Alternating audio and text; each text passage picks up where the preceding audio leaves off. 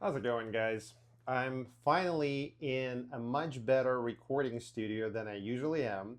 As I said, per true agile mindset and values, I'm going to improve my videos moving forward. So from now on, most or majority of my videos will be in horizontal fashion, and that way you will be able to see it on your laptop and on your iPad. And at the same time, I will try to create a better recording environment with better sound quality, with better isolation, and hopefully more, unilateral background. With that aside, I would like to talk today about the concept of delayed life and the idea that you have to earn happiness.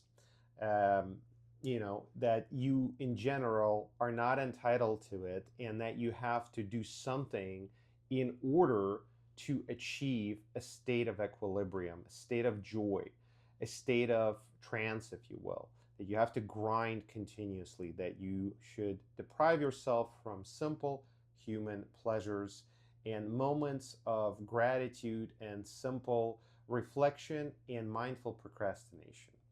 And where does this actually come from? This has actually resonated first in the works of Abraham Maslow. The ability to be in the present moment is a major component of mental wellness, right? And then Albert Ellis talked about unhappiness often stems from irrational beliefs like I must earn love or joy. Furthermore, Martin Seligman in positive psychology said that authentic happiness is grounded in engagement and meaning, not delay.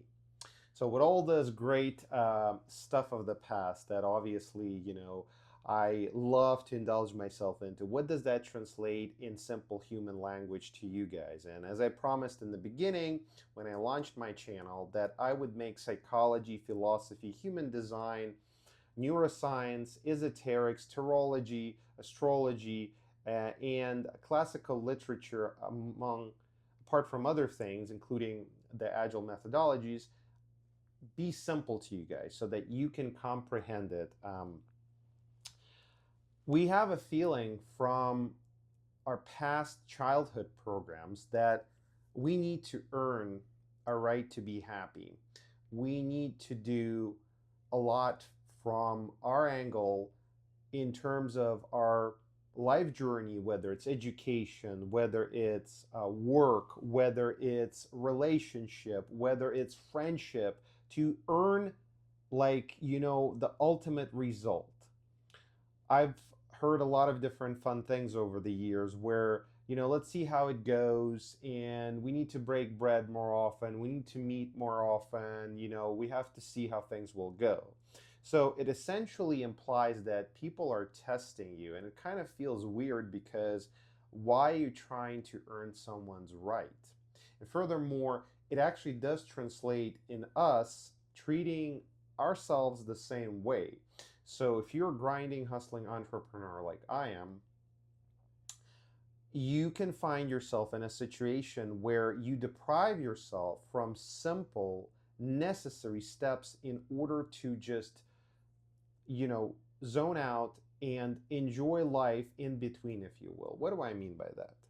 Getting enough sleep, enjoying a quality meal, working out, spending time with friends or good connections that you can exchange thoughtful information with and share a great conversation.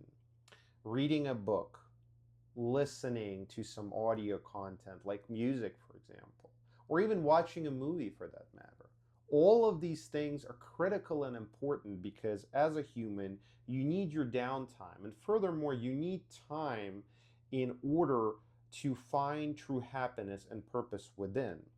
And when we only focus on making money, whether it's for ourselves or for someone else we're working for, or even if it's a client and you're servicing them from the standpoint of a contract, like I have done many times, it does not mean that you have to go out of your ways in order to satisfy the product owner criteria and be basically a slave to the system, to the framework, or to the stakeholder.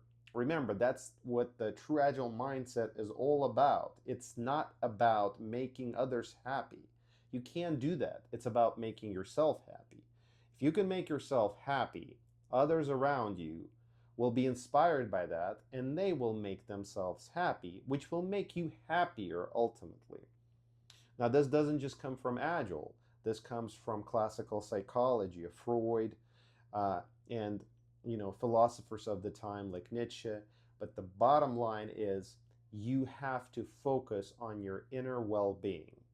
What that means is if you are waiting for a perfect time, when to open a business, when to get in a relationship, when to go out and meet some good quality friends, I have news for you.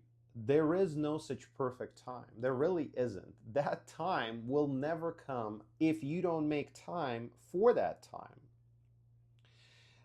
I've faced this in the past when I worked in financial services space, both here in the United States and back in Eastern Europe. And I can tell you that oftentimes people would come to me in the branch or office where I was working, and I would propose to them an investment plan, an asset allocation, and they would tell me, Dre, well, obviously I wasn't called Dre at the time, but as I refer to myself now, right now is not the best time. Financial crisis is on the horizon, or financial crisis just passed, or right now I'm experiencing challenges in life. And some of these clients I knew for years. I knew them from one organization, the other organization, and I could quickly, even at that time, tell their psychological type. And what I already came to realize at the time, not truly being self-taught or professional psychologist for that matter, that people will always come up with objections. They're coming up with objections to you, to someone who's trying to motivate them for something purposeful in their life. They are coming up with objections for themselves. Our head is our biggest friend and our biggest foe. Remember that. And why is that so? Because we have the conscious mind, we have the subconscious mind.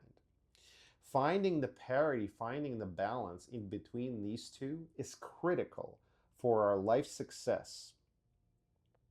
There's never going to be a time when you're going to be completely balanced, where everything is going to be perfect. Let me tell you this. But what you can do is be mindful of that and work with yourself in order to find that harmony and balance within. So with that said, being positive about starting a business is good. There's nothing wrong about that. Even if you fail and it doesn't work out, that does not mean that you are a failure. It simply means that the idea itself wasn't good enough, or wasn't timely enough, or you haven't done enough work in order to make it a viable go-to-market investment.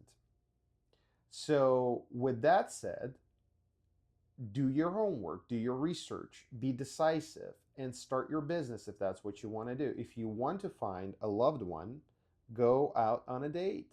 Go out on several dates. It doesn't mean, sleeping around. It means getting to know people.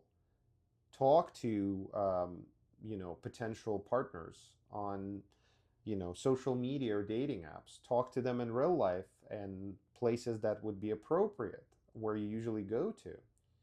Communities, places of worship, sometimes even work if that's permitted, academic institutions, and so forth. Whatever works for you, but have your standards, have your acceptance criteria as the product owner, and don't delay it.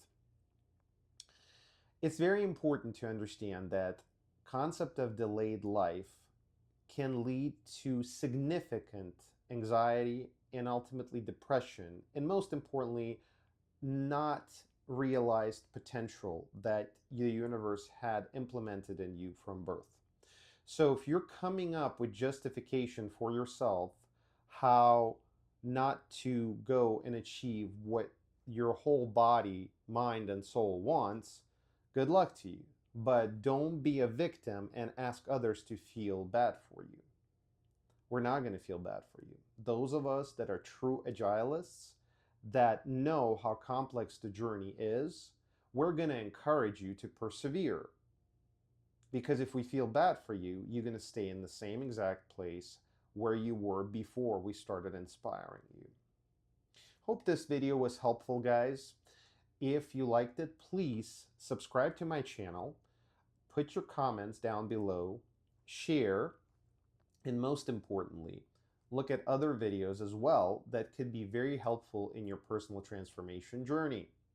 If you'd like to book a call with me, the best way to reach me would be hirethebest.net. Hire the best professional in your local network. That's a link to my Calendly.